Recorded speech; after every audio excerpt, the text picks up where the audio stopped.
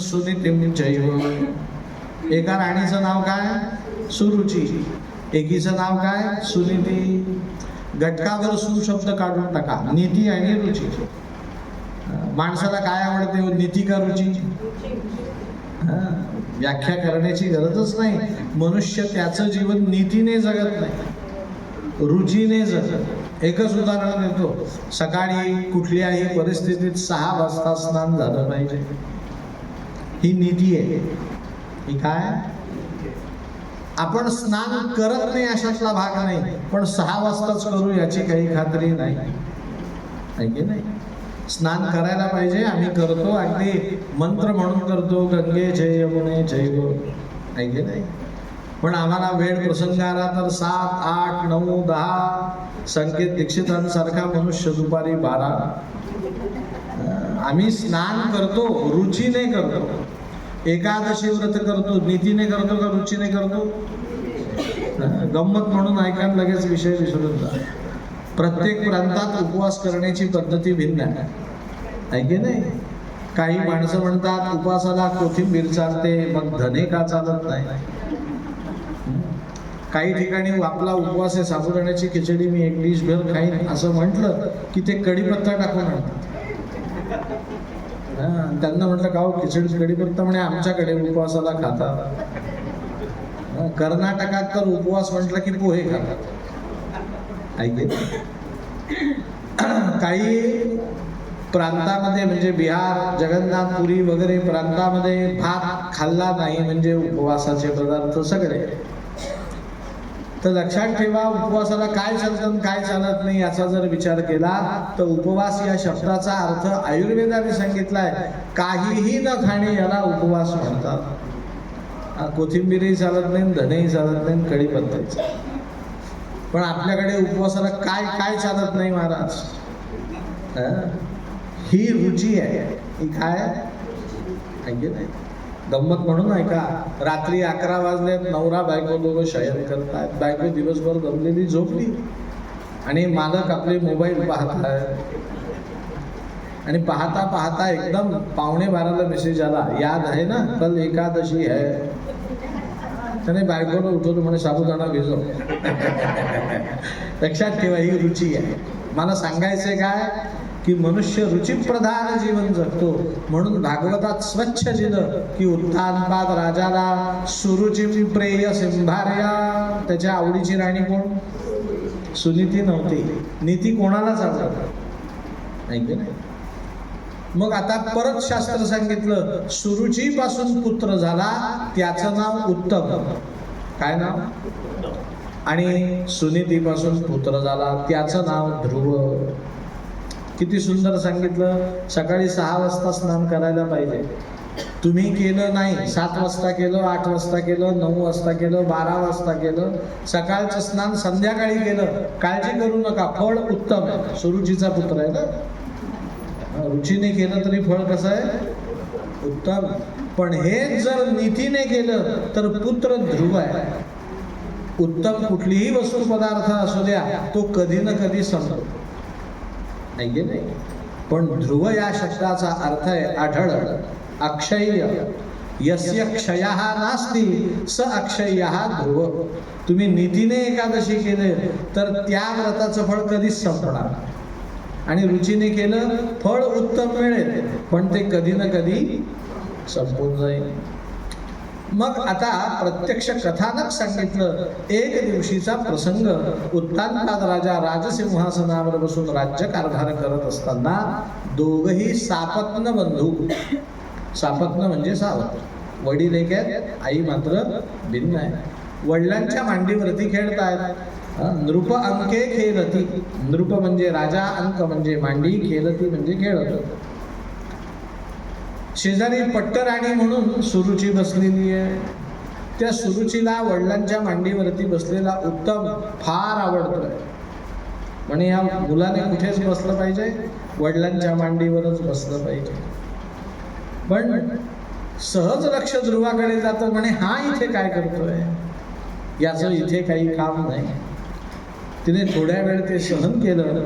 ज्या वेळेस ते असह्य झाली, ध्रुवाजवळ गेली, वडिलांच्या मांडीवरनं त्याला खाली खेचलं, आपल्या सिंहासनाजवळ आली, सिंहासनावर स्वतः बसली आणि लहान बाळाला आपण 2 पायात पकडतो की नाही, तसं त्या ध्रुव बाळाला पकडलं आणि सांगितलं, बालो सित्वम, हे ध्रुवा अजून वयाने लहान आहेस म्हणून वडिलांच्या मांडीवर बसण्याचं धारिष्ट्य करतोस.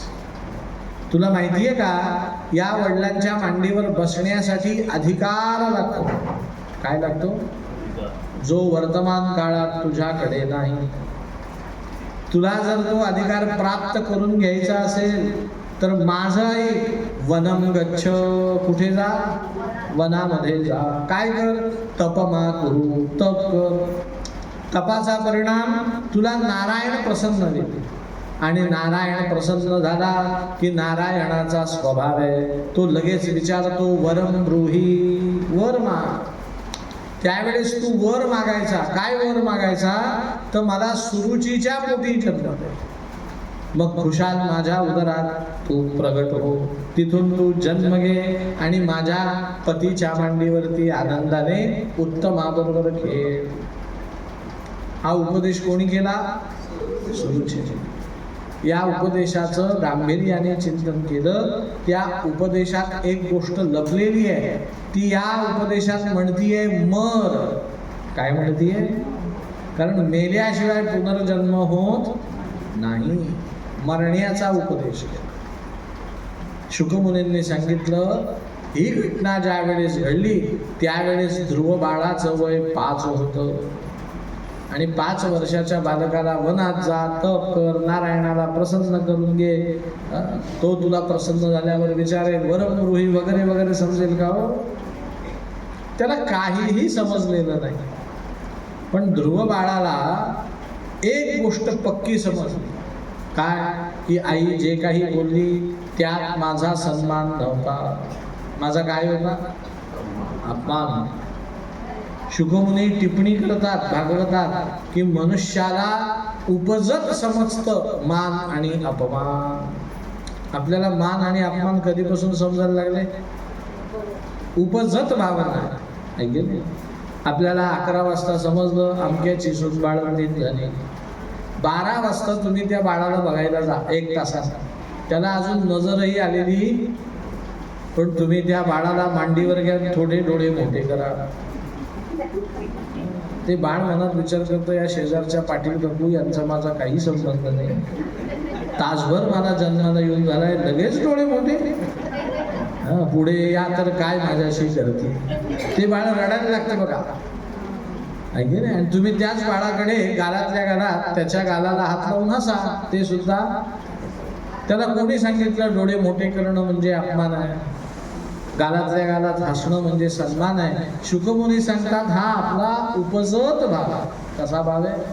कोणी शिकवलेलं. ध्रुव रडत रडत आईकडे गेला. आईला सुसंगतवार काहीही सांगता आलं.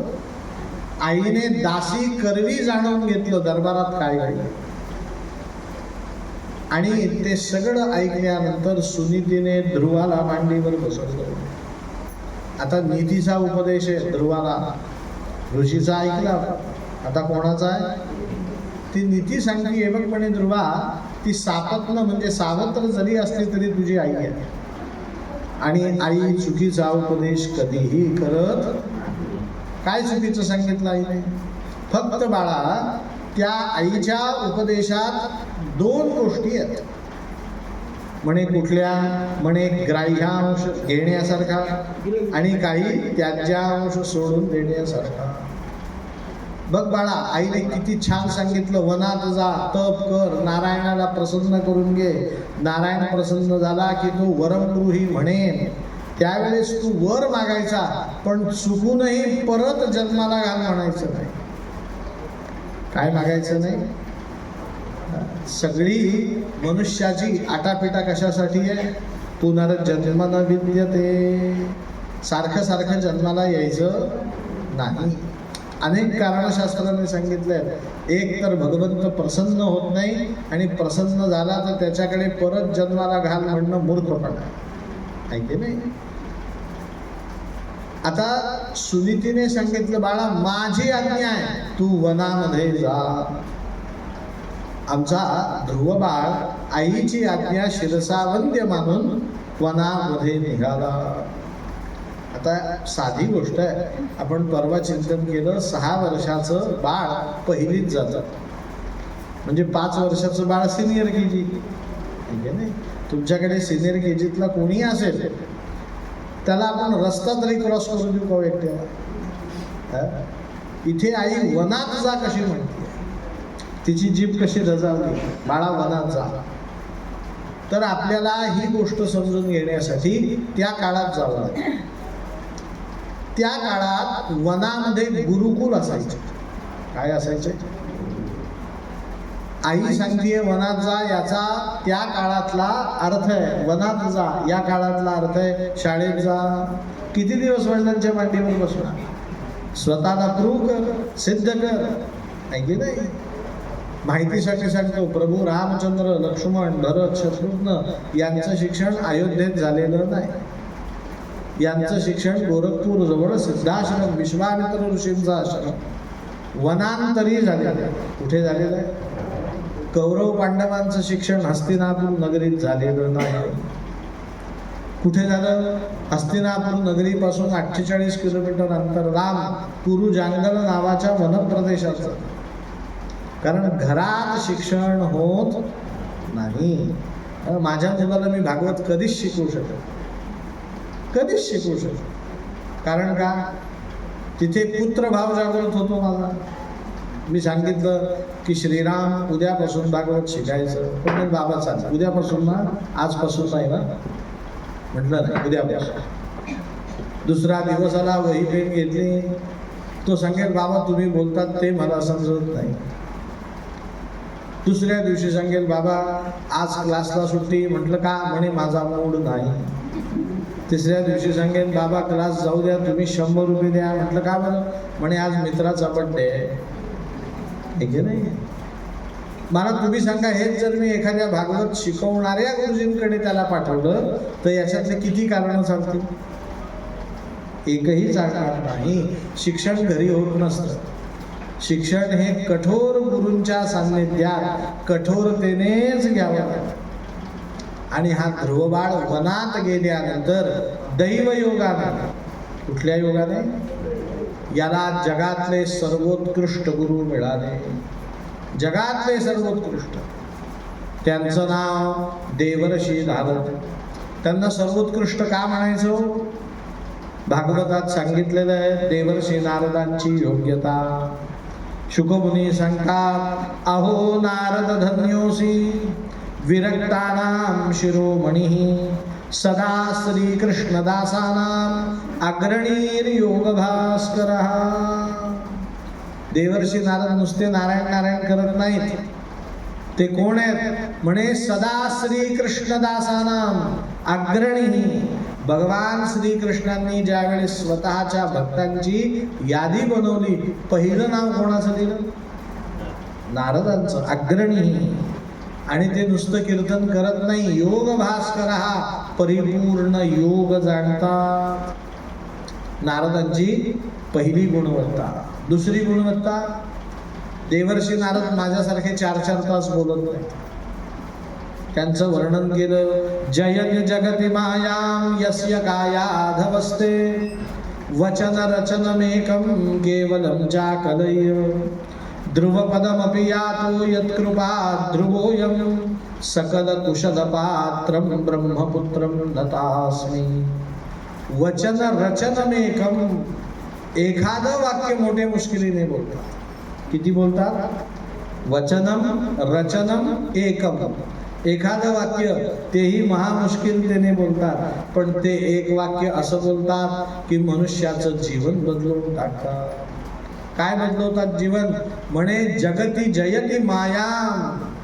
मनुष्य मायेच्या अधीन आहे, पण देवर्षी नारदांचं वचन ऐकलं की तो मायेवरती विजय मिळवण्या इतकं, मुद्दामून इंग्लिश शब्द वापरतो, स्कॉलर होतो, मायेवरती विजय मिळवतो. एक वाक्य आहे.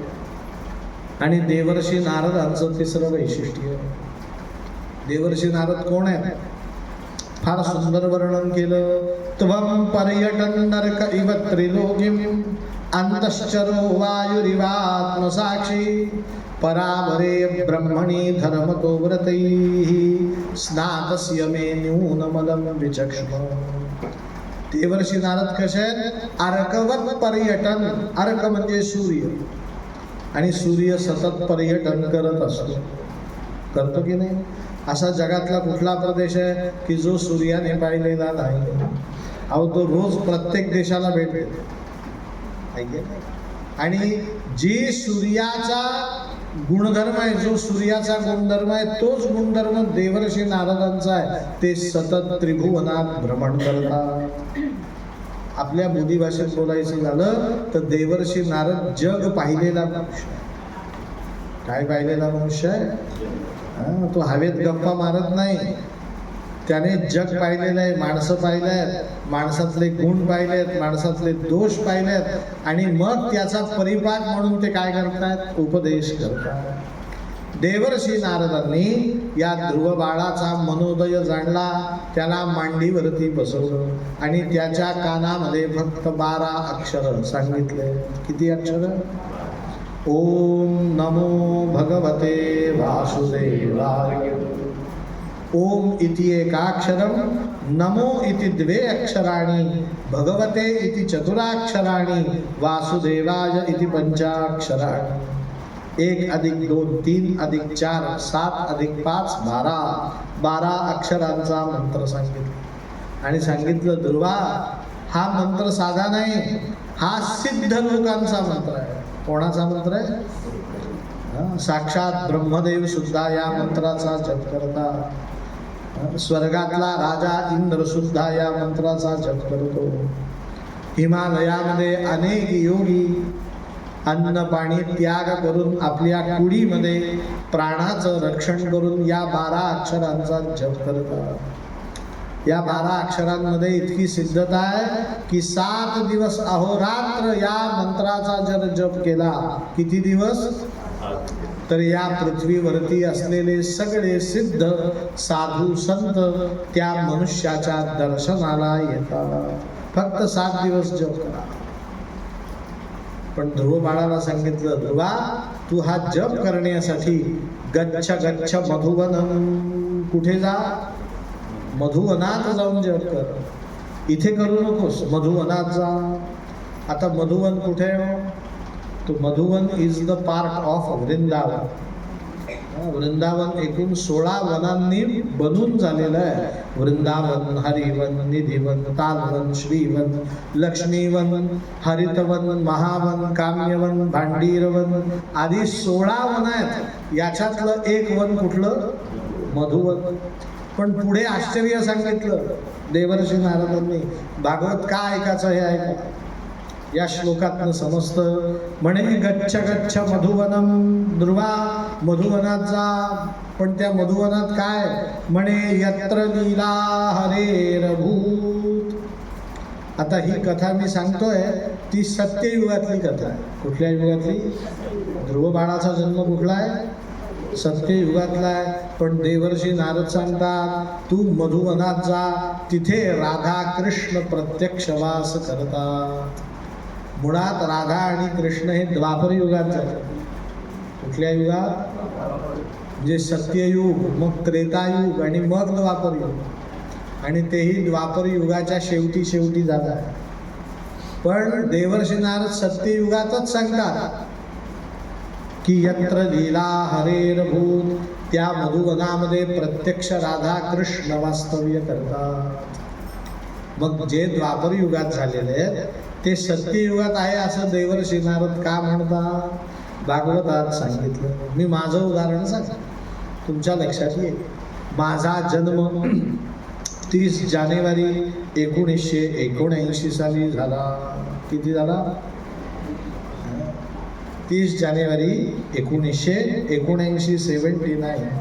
म्हणजे 47 वर्षाचं माझं काय वय. मी 47 वर्षापासून पृथ्वीवर आहे. पण संकेत दीक्षित नावाची व्यक्ती पृथ्वीवर आहे हे तुम्हाला 4 दिवसापूर्वी समजलं. कधी समजलं?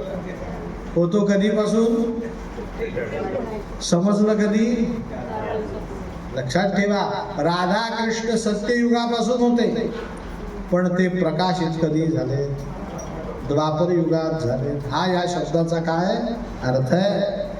यत्र लीला हरेर गुरु. मग ध्रुव बाळ गुरूंची आज्ञा शिरसावंद्य मानून वनामध्ये गेला.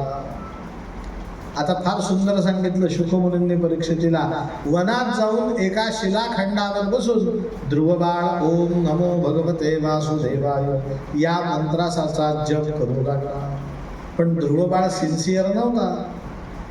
त्याने 1 महिनाभर जप केला, नारायण प्रसन्न झाला नाही. ध्रुव बाळाने इंग्लिशमध्ये ज्याला ट्रिग्नोमेट्री म्हणतात ना, त्रैराशिक 4 संख्या असतात, पैकी 3 दिलेले असतात, 1 शोधायची असते तिघांच्या आधाराने. त्या ध्रुव बाळाने त्रैराशिक मांडलं 1 महिना झाल्यानंतर. अरे म्हणे नारायण का प्रसन्न झाला नाही?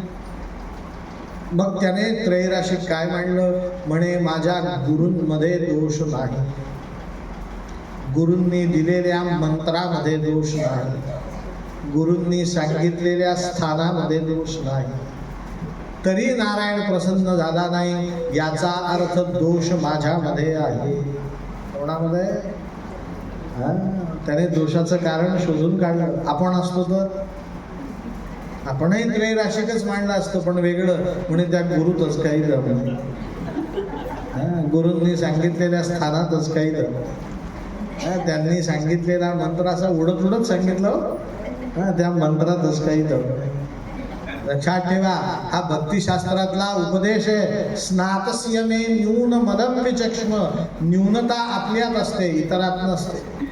शाळेत फळा 1 असतो, शिक्षक 1 असतात, सगळ्यांना शिक्षण सारखं दिलं जातं, पण वर्गात 1 नंबरने एकच विद्यार्थी पास होत असतो. जगात किती शाळा, किती वर्ग, किती तुकड्या, पण कधी ऐकलंय का एका वर्गात 2 मुलं 1 नंबरने पास झाले? कधीच शक्यच नाही. प्रत्येकाचे गुण धारण करण्याची शक्ती निराळी असते. ध्रुव बाळ म्हणतो दोष माझ्यातच असेल. कोणात असेल? म्हणून तो दुसऱ्या महिन्यापासून सिन्सिअर झाला, पहिल्या महिन्यात नव्हता. मग त्याने तप करण्याची पद्धती बदलली. काय केलं? त्रिरात्रांते त्रिरात्रांते कपित्थ बदराशनः. सतत या मंत्राचा जप करायचा आणि 3 दिवसातनं 1 वेळा कपित्थ म्हणजे कवट, कवट माहिती आहे ना, आणि बदराशनः 10 बोरं खावीत. किती? 10 बोर आणि 1 कवट खावं. उर्वरित वेळेत मंत्राचा जप करावा. दुसरा महिना संपला, नारायण प्रसन्न झाला नाही. तिसऱ्या महिन्यात षडरात्रांते षडरात्रांते केवल बदराशनः. तिसऱ्या महिन्यात 6 दिवसातनं एकदा कवट खाणं बंद करून टाकलं. बोरांची संख्या दुसऱ्या महिन्यात 10 होती, तिसऱ्या महिन्यात 5च केली. आता फक्त काय खातोय तो? 5 बोरं खातो. किती दिवसातनं? 6 दिवसातनं एकदा. तिसरा महिना संपला, नारायण प्रसन्न झाला नाही. 4था महिना लागला. 4थ्या महिन्यात काय केलं? म्हणे ततो चतुर्थ वैवग्मासम द्वादशे द्वादशे हरिः. 4थ्या महिन्यात तर त्याने बोरं खाणंही बंद करून टाकलं. 12 दिवसातनं एकदा 6 ओंजळी पाणी प्यायचं यमुनेचं. किती? 3 ओंजळी पाणी तहान म्हणून, 3 ओंजळी पाणी भूक म्हणून प्यायच्या. 4था महिना संपला. आता त्याने पाणीही पिणं बंद करून टाकलं. 5व्या महिन्यात पक्षांतेच पक्षांतेच. पक्ष म्हणजे 15 पक्ष, शुक्ल पक्ष कृष्ण पक्ष म्हणतो की नाही, 15 दिवसांचा पक्ष असतो. त्या पक्षामध्ये यमुनेत स्नानाला गेलं. एकदा पौर्णिमेला, एकदा अमावास्येला. एवढ्या दुर्वा तोडाव्यात. स्नान करून वर आल्यावर त्या दुर्वा 2 दगडांमध्ये ठेचाव्यात. त्याचा द्रोणभर काय काढावा? रस काढावा आणि तेवढा रस प्यावा. 5व्या महिन्यामध्ये 15 दिवसातनं एकदा 2 द्रोण दुर्वांचा रस पिऊन उदरनिर्वाह करावा. आता 6व्या महिन्यात तर त्याला भगवंतच प्रसन्न झाले, पण ती कथा नंतर सांगतो. ध्रुव बाळाने काय खाल्लं काय खाल्लं नाही हे भागवतात सांगितलंय, पण तुम्ही लक्षात ठेवण्याचं कारण नाही. कुठल्या महिन्यात काय खाल्लं काय नाही खाल्लं हे लक्षात ठेवू नका. लक्षात हे ठेवा, भरल्या पोटाने भक्ती होत. काय सांगितलं मी तुम्हाला? भक्ती करायची असेल तर पोट कसं पाहिजे? रिकामं पाहिजे. शास्त्राने म्हणून सांगितलंय, देवपूजा स्नान संध्या जप झाल्याशिवाय मनुष्याने शक्यतो पाणी सुद्धा पिऊ नये. का? अन्न खाल्लं की माणसाला जडत्व येतं, त्याच्याकडनं तप होत नाही. कुठल्याही क्षेत्रातलं तप असू द्या, अभ्यास नावाचं तप असू द्या, काम नावाचं तप असू द्या, फार खाल्ल्याने तुमच्याकडनं ते तप सिद्ध होणार नाही. एका वाक्यात हा विषय संपवू. तप करण्यासाठी शरीर भोगी माणसाचं नको, तप करण्यासाठी शरीर योगी माणसाचं पाहिजे. काय पाहिजे? ध्रुव बाळ भोगी आला होता, 5 महिन्यात योगी झाला. आता 6व्या महिन्यात देवर्षी नारदच त्या मधुवनात आल्यात आणि आपल्या ध्रुव बाळाकडे येऊन बघितलं. शिलाखंडावर ध्रुव बाळ उभे आहेत. आश्चर्य सांगितलं भागवतात. देवर्षी नारदांच्या लक्षात आला की आपला शिष्य सिद्ध झाला. काय झालाय? कशावरून? तर साक्षात सद्गुरु देवांनी शिष्याला प्रदक्षिणा मारली. का बरं प्रदक्षिणा मारली? ही योग प्रक्रिया आहे, योगशास्त्रातली एक प्रक्रिया आहे. देवर्षी नारदांनी त्या शिष्याची परीक्षा घेतली 3 गोष्टींनी. प्रदक्षिणा मारता मारता त्या ध्रुव बाळाच्या 3 गोष्टी बघितल्या, आभा, प्रभा आणि प्रतिभा. काय काय बघितलं? आभा, प्रभा आणि प्रतिभा. एकेका वाक्यात. आभा म्हणजे काय? माणसाकडे बघितल्यावरच लक्षात येतं हा सिद्ध आहे. आकृतीर गुणान कथा येतो. पण काही माणसांकडे बघावंही लागत नाही, त्यांचं तेजच एवढं मोठं असतं की त्यांना भेटण्याची अनिवार्य इच्छा आपल्याला होते. ही काय? प्रभा. आणि प्रतिभा म्हणजे काय? तर साक्षात देवासारखा मनुष्य, देववत. तुम्ही ज्ञानेश्वर महाराज, निवृत्तीनाथ, सोपानदेव, गजानन महाराज, गोंडवलेकर महाराज यांचा फोटो जर बघितला असेल तर त्यांच्या फोटोच्या मागे असं तेजोवलय दाखवलेलं असतं. काय दाखवलेलं असतं? पाहिलंय का? माझ्या मागे बघा, दिसेल. हे तेजोवलय प्राप्त होणं म्हणजे पुरुष देववत होणं. काय होणं? मी देव झाल्याची खूण काय? माझ्या पाठीमागे काय होतं? तेजोवलय येतं. मला शरीराचे कुठलेही बंधनं आता शिल्लक राहत. ध्रुव बाळाला तेजोवलय आलेलं होतं. मग देवर्षी नारद म्हणतात, हा जर तेजोवलय प्राप्त झालेला सिद्ध पुरुष आहे, मग याला नारायण का अजून प्राप्त झाला नाही? आता याचं उत्तर फक्त नारायणच देऊ शकेल. म्हणून देवर्षी नारद तात्काळ वैकुंठामध्ये गेले. नारायणाला विचारलं, म्हणे नारायणा चला चला चला, दर्शन द्यायला चला. नारायण आमचा शयन करत होता. देवर्षी नारद आले त्यावेळेस त्याचं तोंड नारदांकडे होतं. मी झोपलो, माझं तोंड दरवाजाकडे होतं. तुम्ही दरवाजा उघडल्यावर मी दिसेल की नाही तुम्हाला? देवर्षी नारद आले, म्हणे दर्शन द्यायला चला. नारायणाने कूस बदलून घेतली. मी नाही येत. म्हणे का बरं? म्हणे तू त्या प्रल्हादाचं वकीलपत्र घेऊन, आपलं ध्रुव बाळाचं वकीलपत्र घेऊन आलायस ना? म्हणे हो. म्हणे त्याला तू कितीही सांगितलं तरी दर्शन देता येत. म्हणे का बरं? म्हणे मागे वळून बघ. देवर्षी नारद मागे वळून पाहतात तर त्यांना 56 पर्वत दिसले. किती संख्या सांगा? आणि एक सगळे पर्वत सारखे, पण एक पर्वत त्याच्यावर उदबत्ती लावल्यावर जेवढा धूर येईल तेवढा धूर येत होता. देवर्षी नारदांना बोध झाला नाही. म्हणे नारायण हे काय? म्हणे हे तुझ्या ध्रुव बाळाचे मागच्या जन्मीचे पाप आहेत आणि त्याने 5-5.5 महिने जप केला. ज्या जपाचं वकीलपत्र घेऊन तो माझ्याकडे आला, त्याचा परिणाम फक्त पहिला पर्वत उदबत्ती एवढा जळत. त्याचं पाप जळतंय नाही असं नाही, पण ते केवढं जळतंय? उदबत्ती एवढं जळतंय. आता मला तुम्ही सांगा, 15 दिवसातून एकदा 2 द्रोण रस पिणारा ध्रुव पुढे किती तपश्चर्या करू शकेल? त्याच्या शरीरात काही शिल्लक राहील का? आणि एवढं तप करून याचं पहिला पापाचा पर्वत उदबत्ती एवढा जर जळत असेल तर 56 डोंगर जळायचे कधी? प्रश्न आहे की नाही? तुम्ही नाश्ता खूप जोरात करता बरं का. असे डोळे तुमचे झटझट झटझट बंद होतात.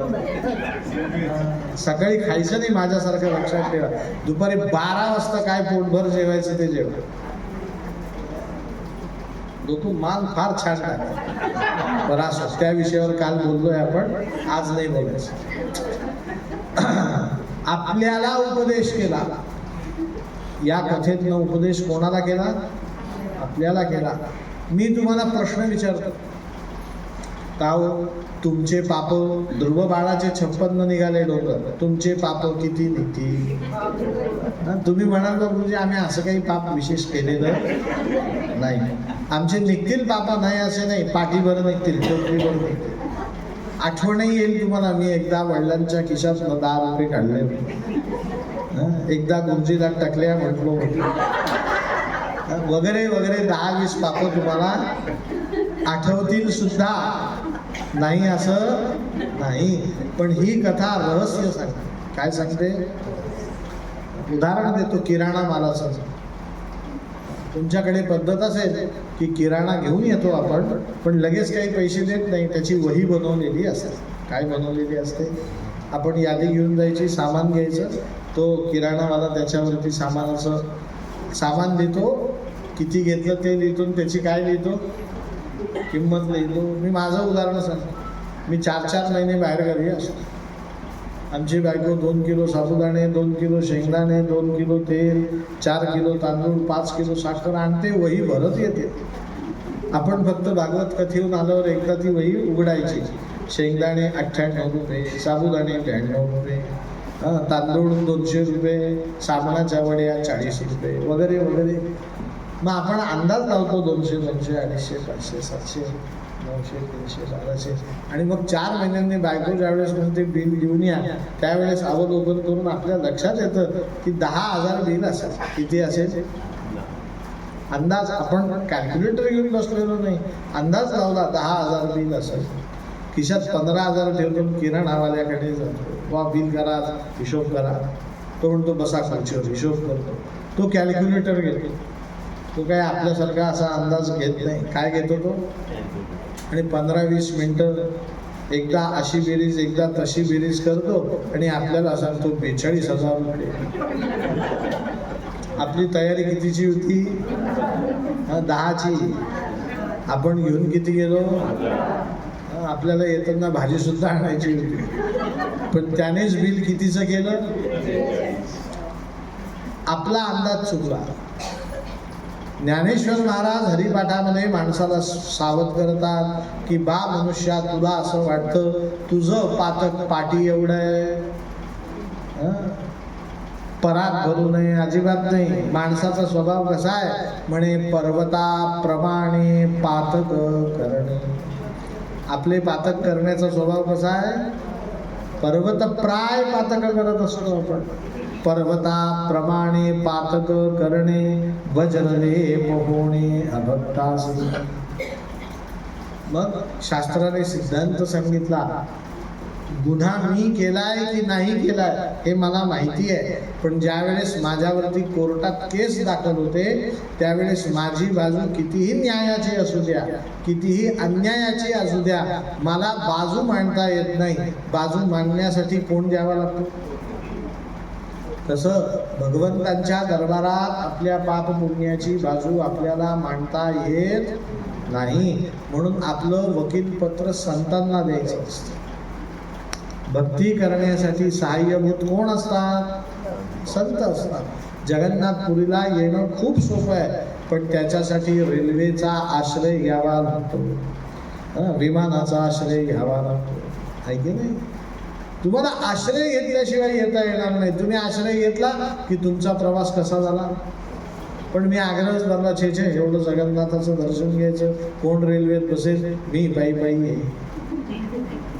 येईन मी पायी नाही असं नाही, पण किती कालावधी लागेल, आहे की नाही? शास्त्र सांगतं संतांना मध्यस्थी ठेवावं. ध्रुवबाळ आणि नारायण यांच्यामध्ये नारद संत होते, म्हणून नारदांनी लगेच बाजू फिरवली. म्हणे नारायणा माझे शब्द मागे, दर्शन द्यायला येऊ नका, दर्शन घ्यायला चला. कारण तुझं ब्रीद वाक्य आहे, माझे भक्त गाती जेथे, नारदा मी उभा तेथे. तुम्ही भक्ताभिमानी स्वतःला म्हणतात ना, मग तुम्ही भक्ताचं फक्त दर्शन घ्यायला चला, कृपा ज्यावेळेस करायची त्यावेळेस करा. नारदांच्या सांगण्यावरून भगवंत मधुवनात आले, आणि मधुवनात आल्यानंतर नारायणाच्या मनात मातृभाव निर्माण झाला. काय निर्माण झाला? शब्द नीट लक्षात ठेवा. ध्रुवबाळाची ती लहानगी मूर्ती, त्याचा तो निरागसपणा, त्याच्या निरागसपणातनं निर्माण होणारा मंत्रजप, भगवत प्राप्तीची तळमळ, हे सगळं बघून नारायणाच्या मनात मातृभाव निर्माण झाला. मातृभाव म्हणजे काय हो? मुलाने सकाळपासून दुपारपर्यंत आईला खूप त्रास दिलेला असतो. तो मुलगा आईला नको नको करतो, आईची इच्छा आहे लाटणे घेऊन त्याला मारावं, पण आई मारण्यासाठी त्या बाळाच्या खोलीत जाते. तेव्हा तो बाळ न सांगता स्वतःहून अभ्यास करत असतो, एकाग्रतेने करत असतो, एकाग्र भावनेने करत असतो. प्रेमाने आईला फक्त एकदाच आई म्हणतो. परिणाम, आई सकाळपासून त्याने केलेले सगळे गुन्हे क्षणार्धात काय करते? माफ करून टाकते की नाही? ती म्हणते माझं बाळ आहे, गुणाचं आहे, अभ्यास करतं, सकाळी खूप त्रास देतो, पण तो नाही देणार तर कोण देणार, असं म्हणून त्याचे सगळे गुन्हे ती काय करते? पोटात घालते. हा मातृभाव नारायणाच्या मनात निर्माण झाला. नारायणाने मनाशी ठरवलं, अरे किती निरागस बाळ आहे, किती प्रेमातिशयाने माझं नाव घेतं, याचे पाप मी क्षणार्धात संपवू शकतो. पाप संपणार कधी? मी दर्शन दिलं की याचं पाप औषधालाही शिल्लक राहणार नाही. म्हणून साक्षात तो पूर्ण परब्रह्म नारायण त्या ध्रुव बाळाच्या सन्मुख येऊन उभा राहिला. पण अडचण निर्माण झाली.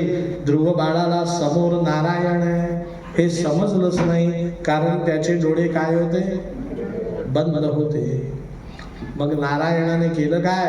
परीक्षिता, नीलाकृती नीलवर्ण नावाचा विष्णू, निळ्या रंगाचा नारायण, निळ्या रंगाचा विष्णू, नीलकांती असलेला, नीलांबर असलेला तो नारायण ध्रुव बाळाच्या हृदयामध्ये जाऊन दर्शन देता झाला. ध्रुव बाळाच्या हृदयात त्या नारायणाचं दर्शन होता क्षणी ती सर्वांग सुंदर भगवंतांची मूर्ती, हृदयस्थ मूर्ती ध्रुवाने बघितली आणि तो चकित झाला. आश्चर्यचकित होऊन त्याने डोळे उघडले. अरे मला हृदयात काय दिसलं म्हणून डोळे उघडले. पाहतो तर काय, हृदयात जो मला दिसला तोच समोर उभा होता. भागवतात ध्रुव बाळाला जे भगवंतांनी दर्शन दिलं त्या दर्शनाला म्हणतात श्री हरी भगवान की जय. भगवंतांचे भागवतात 3 वेळा श्री हरी अवतार आहेत. एक ध्रुव बाळाला दर्शन दिलं, 2 गजेंद्राचा उद्धार केला आणि 3 पौंड्रकाचा वध केला. त्यावेळेस भगवंतांनी 3 वेळा कुठला अवतार घेतलाय? श्री हरी. आता नाव निघालंय म्हणून सांगतो, भगवंतांच्या सगळ्यात आवडीचा अवतार कुठला आहे? श्रीहरी. एखाद्या माणसाला जर विचारलं का तुम्हाला कुठली पॅन्ट आवडते, कुठला शर्ट आवडतो, तर तो सांगतो की नाही मला तर खरं म्हणे लेंगा जब्बा आवडतो. म्हटलं मग घालत का नाही? म्हणे ही घालू देत नाही. आवड मला त्याची आहे की नाही? नारायणाला कुठलं रूप आवडतं? श्रीहरी रूप घेणं. आणि भगवंतांना आवडणारं त्यांचं स्वतःचं नाव कुठलं? तर तेही नाव आहे हरी. भगवंतांना स्वतःचं कुठलं नाव आवडतं? हरी. त्या नावाने संबोधनेनं भगवंताला फार आवडतं, म्हणून हरये नमा मंत्राचा जप करावा. कुठल्या? मग श्रीहरी अवतार कसा होता? विष्णू सहस्त्रनामाच्या प्रारंभाला म्हटलं जातं, सशंख चक्रम सकिरीट कुंडलम सपीत वस्त्रम सरसीरुहेक्षणम सहार वक्षस्थल कौस्तुभ श्रियम नमामि विष्णुं शिरसा चतुर्भुजम. नारायणाने दर्शन दिलं, ध्रुव बाळाला आलिंगन दिलं, आपल्या मिठीमध्ये घेतलं, त्याच्या डोक्यावर हात ठेवून त्याला विचारलं, वरम ब्रूही वर माग. लक्षात ठेवा, भागवतात आश्चर्य सांगितलं 4 श्लोकांमध्ये. ध्रुव बाळ मनाशी 5 महिने विचार करत होता. किती? म्हणे हा एकदा नारायण प्रसन्न होऊ द्या, हा झाला रे झाला की त्याच्याकडे या गोष्टी मागायच्या. आपल्या भाषेत बोलायचं झालं तर ध्रुव बाळाच्या मनात लिस्ट तयार होते. प्रत्येकाच्या मनात काय असते? लोक म्हणतात माझी एक इच्छा आहे. खोटं. आपल्या मनात किती असतात इच्छा? आम्ही कधी कधी परीक्षा घेतो लोकांची. पूजा सांगताना त्याला सांगतो, आता मंत्रपुष्पांजली झाली, सगळ्यांनी डोळे मिटा, देवाकडे काय मागायचं ते 2 मिनिटात मागा. लोक अत्यंत श्रद्धेने 2 मिनिटं डोळे मिटतात, ओठ फुटफुटायला लागतात. आपण फक्त काय बघायची? गंमत बघायची. 1 मिनिटं झालं की त्यांना म्हणायचं डोळे उघडा, ते आपल्याला सांगतात.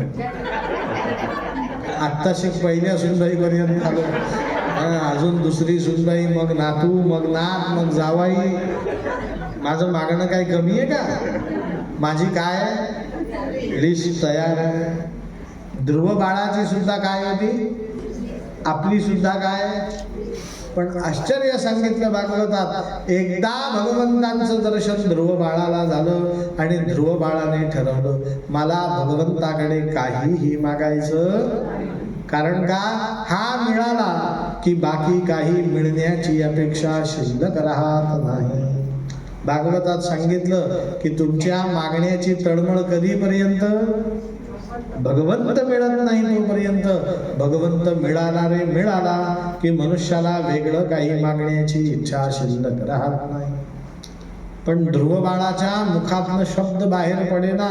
नारायणाला बघितलं, त्याला नारायण कसा आहे, काय आहे, त्याचं ऐश्वर्य काय, काहीच माहिती नाही ना. आपल्या भाषेत नारायणाला बघितलं, ध्रुव बाळ गार पडलं. म्हणे हा नारायण इतका सर्वांग सुंदर दिव्य पुरुष. त्याची वाणी अवरुद्ध झाली. नारायणाने आपला पांचजन्य शंख घेतला, सशंख चक्रम शंख घेऊन आला होता तो शंख ध्रुव बाळाच्या गालाला लावला आणि ध्रुव बाळाच्या मुखात शब्द बाहेर पडले. शंख लावल्यानंतर शब्द बाहेर पडले. आता ध्रुव बाळाने 12 श्लोकांमध्ये भगवंतांची स्तुती केली. शुकमुनी सांगतात, परीक्षिता किती श्लोकात नारायणाची स्तुती केली? 12 श्लोकांव्यतिरिक्त ध्रुव बाळ काहीही बोललेला नाही.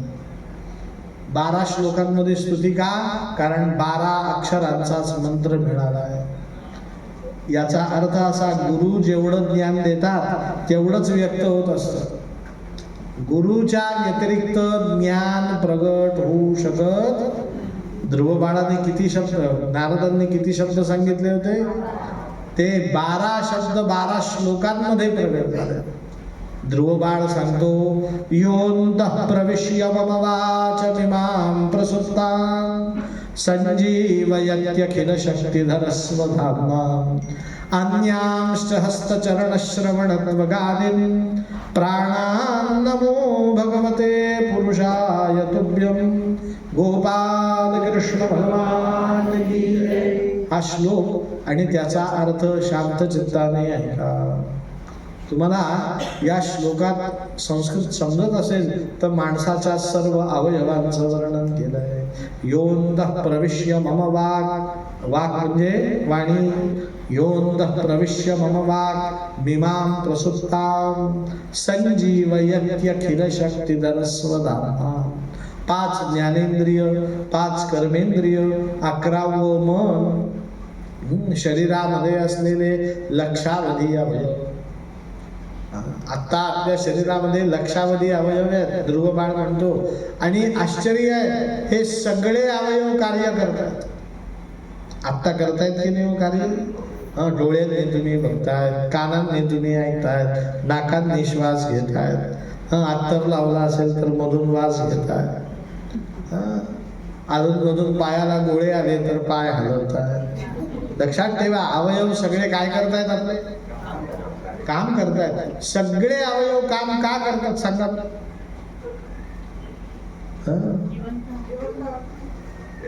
थोडं उत्तर बरोबर आहे, पूर्ण उत्तर सांगा. कारण शरीरामध्ये प्राण नावाची वस्तू आहे. शरीरात काय? मग प्राण कुठे आहे? प्रत्येक अवयवात. काय सांगितलं मी? शरीरात कुठल्या अवयवात प्राण नाही. पायात जर प्राण नसते तर पाय चालले असते का?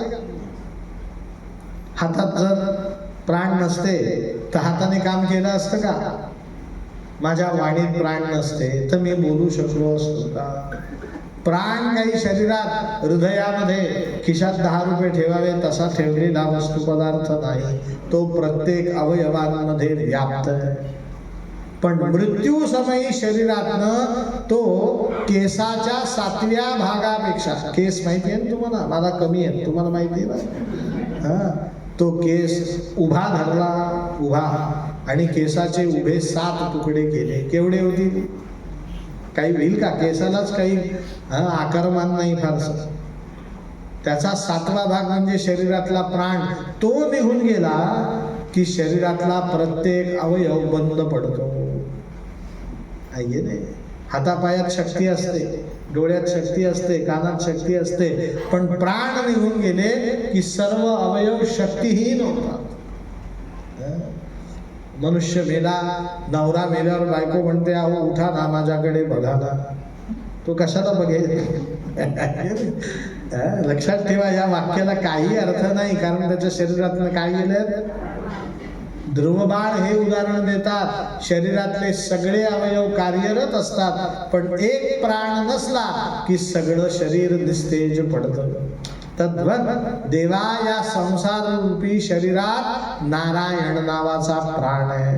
कोण आहे हा नारायण नावाचा प्राण? जोपर्यंत आहे तोपर्यंत संसाराला अर्थ आहे. नारायण जर संसारातनं निघून गेला तर मनुष्याच्या संसाराला अर्थ राहत नाही. हे कोण म्हणतो? ध्रुवबाळ म्हणतो.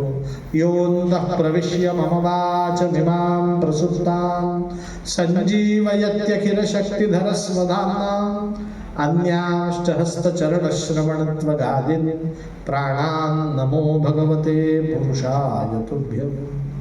नारायणाने ध्रुवबाळाला दोनही हातांनी कुरवाळताना सांगितलं, ध्रुवा, तू जरी काही मागितलं नाही ना तरी मी अंतर्यामी आहे, प्रत्येकाच्या हृदयात वास करणार आहे. तुला काय पाहिजे मला माहिती. तुला वडिलांच्या मांडीवरनं उठवलं, अपमान वाटला, त्यावेळेस तू वनांतरी येताना मनात इच्छा ठेवून आला होता की मी देवाकडनं अशी जागा मागेन जिथून मला कोणी उठ असं म्हणणार नाही. ध्रुवा, काळजी करू नको, तुला अशी जागा मी देईन, पण आज नाही. काय सांगितलं म्हणे? मग कधी? म्हणे आधी मनुष्य जन्मात आलेला आहे तर मनुष्योचित धर्माचं पालन कर. क्षत्रिय कुळात जन्माला आलेला आहे तर क्षत्रियोचित धर्माचं पालन कर. मनुष्याच्या जीवनाची इतिकर्तव्यता कर, मग तुझ्यावरती मी कृपा कर. हा उपदेश आपल्याला साक्षात भगवंतांच्या मुखातलं हे वाक्य आहे की मनुष्याच्या जन्मात आलेले आहात तर मनुष्य विहित कर्म केल्याशिवाय भगवंत कृपा करत नाही. हे वाक्य लक्षात आलं का तुमच्या? काय अर्थ आहे सांगा बरं याचा? शास्त्राने सांगितलं, भगवंतांच्या मुखातलं वाक्य आहे की या जगतातला सर्वोत्कृष्ट धर्म जर कुठला असेल तर तो मनुष्य धर्म आहे. या श्लोकाचा अर्थ तुम्हाला उदाहरणाने सांगतो. मी माझ्या मुलाचं उदाहरण सांगतो. माझा मुलगा श्रीराम इंजिनिअरिंगच्या आता 4थ्या वर्षाला आहे, पुण्याला शिकतोय. तुम्हाला बऱ्याच जणांना माहिती. पण त्याला मी पहिल्यांदा ज्यावेळेस तो त्र्यंबकेश्वरून पुण्याला गेला त्यावेळेस सांगितलं, लक्षात ठेव, तू माझा मुलगा आहेस, दीक्षित घरात जन्माला आलेला.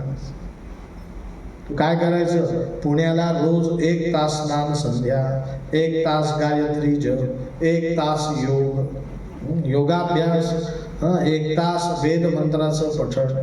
पुण्यात गणपती मारुती भरपूर, 3-4 गणपती 3-4 मारुतींच्या दर्शनाला जायचं. संध्याकाळची संध्या टाळायची नाही. सांगा मला, आता इंजिनियर होईल का तो? कधीच होणार नाही. त्याचा धर्म स्नान संध्या पूजा वैश्वदेव तर्पण करणं आहे, पण 1 मिनिट संध्या, 1 मिनिट देव पूजा, एखाद्या गणपतीचं दर्शन, 5 मिनिटं प्राणायाम, अर्धा तास व्यायाम, 8 तास अभ्यास. हा त्याचा काय? तो जर उलट करू लागला तर देवाला नाही आवडत. हे भागवत सांगतंय, मी म्हणत नाही. माझा मुलगा श्रीराम इंजिनियर झाला, त्याने सांगितलं, बाबा मी इंजिनियर झालो, करू का आता 8 तास स्नान संध्या? म्हटलं, बावळटेस का? 8 तास काम कर. अभ्यास बंद करायचा आणि काय सुरू करायचं? काम सुरू करायचं. तुझा लॅपटॉप हाच तुझा विठ्ठल आहे की नाही, हाच तुझा पांडुरंग. आम्हाला जेवू घालणं हाच पांडुरंगाला नैवेद्य. हा तुझा धर्म आहे. आमचा धर्म सोडून दे. हा धर्म कोणाचा आहे? तुझा. तुम्हाला उदाहरण देतो. घरामध्ये सुनबाई येणार, नवीन सुनबाई, नातू येणार, आपण सोहळ्यात देवपूजेला बसलेलो असणार. सुनबाई सांगणार, सासरी बुवा मी आंघोळीला जाते, बाळाकडे लक्ष ठेवा. बाळ पाळण्यात झोपवलंय, त्याची आंघोळ झालेली नाही. मी सोहळ्यात देवांवर अभिषेक करतोय, अचानक बाळ रडायला लागलं आणि पाळण्यात खाली उसळी मारायला लागलं. अर्ध पाळण्याबाहेर आलं. माझं काम काय? सोहळं वळणं, पाळणं का नातवाला उचलणं? हा धर्म समजला पाहिजे. नाही तर हा, अगं सुनबाई पाहिलं का बाहेर येतोय, अगं सुनबाई पाहिलं का बाहेर येतोय. सुनबाई बाहेर येईपर्यंत तो जर खाली पडला, त्याच्या डोक्याला लागलं तर आयुष्यभर अपंगत्व येऊ शकतं त्याला. लक्षात ठेवा, धर्म हा फ्लेक्झिबल असतो. कसा असतो? त्याला एका चौकटीत बांधता येत नाही. धर्म हा कधीही चौकटीत असू शकत नाही. मनुष्याचं जसं वय, जशी परिस्थिती, मनुष्याचा जसा आजूबाजूचा परिसर, तसा त्याचा धर्म असतो. मग मनुष्याच्या जन्मामध्ये मनुष्यविहित कर्म केल्याशिवाय गती मिळत नाही. याचा अर्थ देवाला खूप प्रदक्षिणा मारणं, खूप पोथ्या वाचणं, 4-4 तास देवघरात बसणं, याला देवधर्म म्हणत नाही. हे वय वर्ष रिटायर झाल्यानंतर 65व्या वर्षी करायचं आहे. ते सुद्धा 5 किलोमीटर फिरून येऊन, नाही की नाही. आधी शरीर रक्षिले पाहिजे. नाही तर सकाळी उठून बसायचं, जप करत बसायचं, मग दुपारभर ढेकर देत बसायचं. याला काही खरा अर्थ म्हणत नाही. धर्म समजून घेतला. भगवंतांनी सांगितलं, मनुष्य विहित कर्म केल्याशिवाय ध्रुवा तुला मी अशी पदवी देणार नाही. ध्रुव बाळाने ते मान्य केलं. नारायण अंतर्धान पावला. देवर्षी नारदांनी ध्रुव बाळाचा हात धरला आणि पित्याकडे नेलं, उत्तानपाद राजाकडे. नारायणाची प्राप्ती झाली. सांगितलं, आमच्या उत्तानपाद राजाने मोठा आनंदोत्सव साजरा केला. 1.5 महिना झाला. आपला पुत्र ध्रुव, दुसरा पुत्र उत्तम, यांना मृकुंड ऋषी, नाव काय? मार्कंडेय ऋषींचे वडील मृकुंड, त्यांच्याकडे शिक्षणासाठी पाठवलं. काय शिकले? हल्लीच्या भाषेत पॉलिटिक्स, राज्यशास्त्र, राजनीती. त्याला राज्य करायचंय ना. मग ध्रुव बाळाने राजनीती शिकली. हळूहळू ध्रुव बाळ राजनीतिज्ञ झाला. योग्य वेळेस उत्तानपाद राजाने ध्रुवाचे 2 विवाह केले. ध्रुवाचे किती विवाह झाले? 2. एका पत्नीचं नाव आहे इला, एकीचं नाव आहे भ्रमी. इलेपासून एक पुत्र झाला, त्याचं नाव राजा उत्कल, आणि भ्रमीपासून जुळे पुत्र झाले, त्यांचं नाव वत्सर आणि प्रवत्सर. या ध्रुव बाळाने 36,000 वर्षापर्यंत पृथ्वीवरती राज्य केलं. किती? सत्ययुगात मनुष्याची आयुर्मर्यादा 1,00,000 वर्षाची होती. द्वापर युगात 10,000 वर्षाची होती. आपलं त्रेतायुगात 10,000 वर्षाची होती. द्वापर युगात 1,000 वर्षाची होती. आणि कलियुगात 100 वर्षाची आहे. ते सुद्धा प्रथम चरणात 100, द्वितीय चरणात 75, तृतीय चरणात 50 आणि कलियुगाचं चतुर्थ चरण समाप्तीची वेळ येईल त्यावेळेस 25व्याच वर्षी माणसाचा काय होईल? मृत्यू येईल. असा मनुष्य जन्माला येईल, असं मरेल, हे आयुर्मान सांगितलं. असो 36,000 वर्षापर्यंत राज्य केलं. एक दिवस नारायण स्वप्नामध्ये आला आणि सांगितलं, ध्रुव बाळा, तुझं मनुष्यविहित कर्म पूर्ण झालं. आता 1 वर्ष तुझ्याकडे शिल्लक आहे. किती? तू आता जाऊन थोडस स्वानंदासाठी जप कर, स्वात्मसुखाय, आत्मसुखाय. मग ध्रुव बाळाने 2ही पत्नींना बरोबर घेतलं आणि जप करण्यासाठी हरिद्वार जवळ असलेल्या ऋषिकेश नावाच्या तीर्थक्षेत्रावरती आला. गंगेत स्नान केलं, एका शिळेवरती बसला आणि जप करू लागला. भागवतात सांगितलं, ध्रुव बाळाला मंत्र आधीच मिळालेला आहे. जप कसं करतात आधीच माहिती आहे. जपाचं फळ नारायणाची प्राप्ती आधीच झालेली आहे.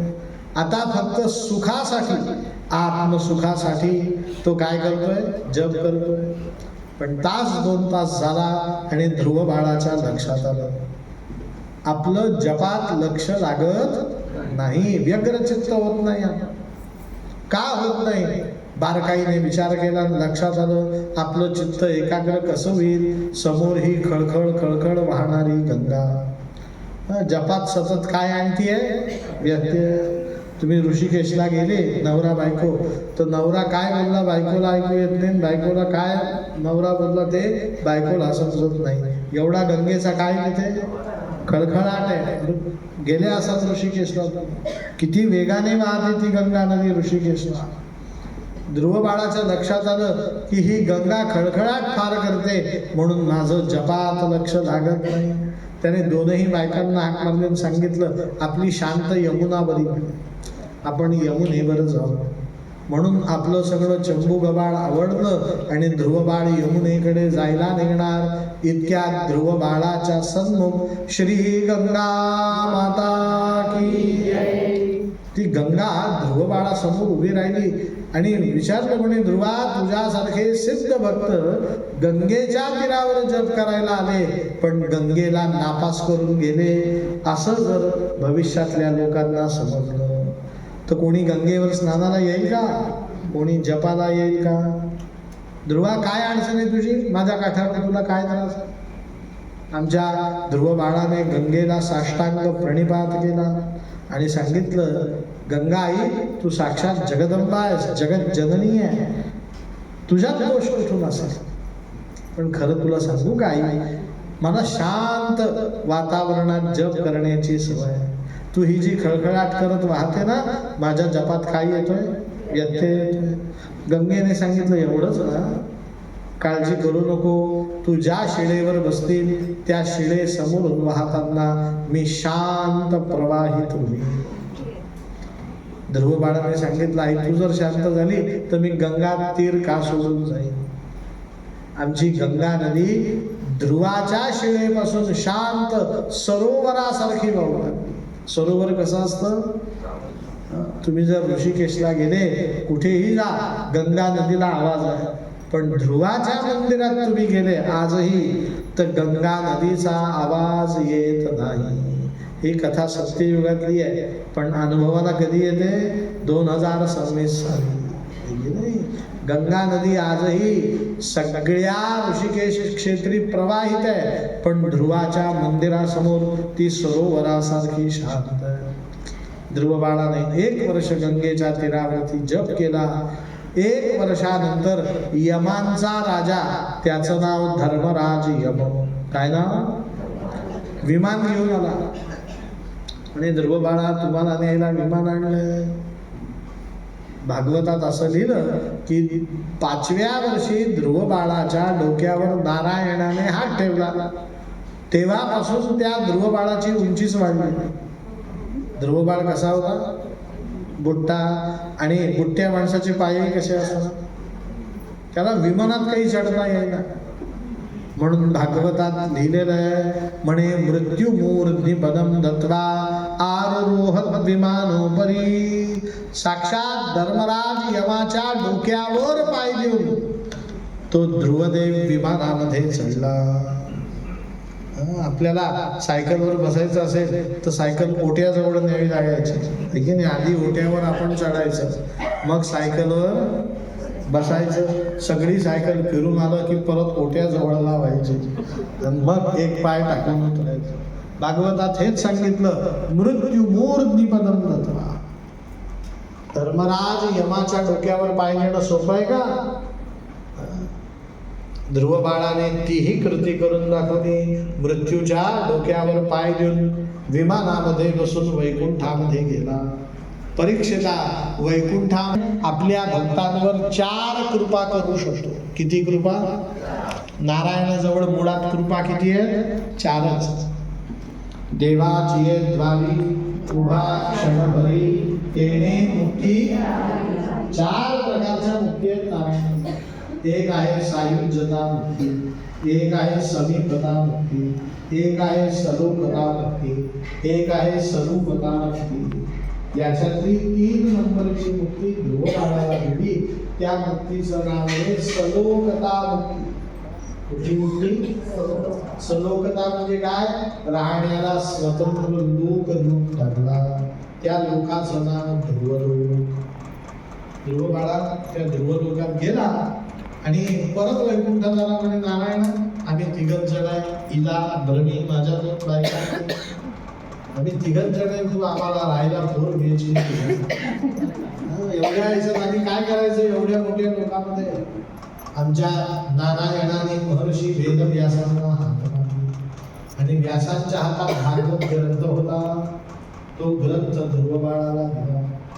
श्रीमद भागवतम पुराण तिलकम यद वैष्णवानां धनम यस्मिन् पारमहंस्यमेव ममलं ज्ञानं परं गीयते. यत्र ज्ञानविरागयोगसहितं नैष्कर्म्यमाविष्कृतं तच्छृण्वन् प्रपठन् विचारणं कुरु भक्त्या विमुच्यते. बाबा आजपासून भागवताचं परिशीलन करायचं. परिशीलन करण्यासाठी महर्षी व्यासाधिक सप्तऋषींना हात मारला. पण या ध्रुव बाळाला एकट्याला करवणार नाही. तुम्ही सप्तऋषींनी आजपासून कुठे राहायचं? ध्रुव लोकात राहायचं. ध्रुव बाळ रोज भागवत ऐकेन. तुम्ही 7 ऋषी आहेत, 1 सप्ताह या ऋषींनी करायचा, दुसऱ्या दिवसापासून दुसऱ्या ऋषींनी सप्ताह करायचा, तिसऱ्या दिवसापासून तिसऱ्या ऋषींनी सप्ताह करायचा. साती 49 दिवस झाले की 49 ते 56 8वा सप्ताह ध्रुव बाळ तुम्हाला सांगेल.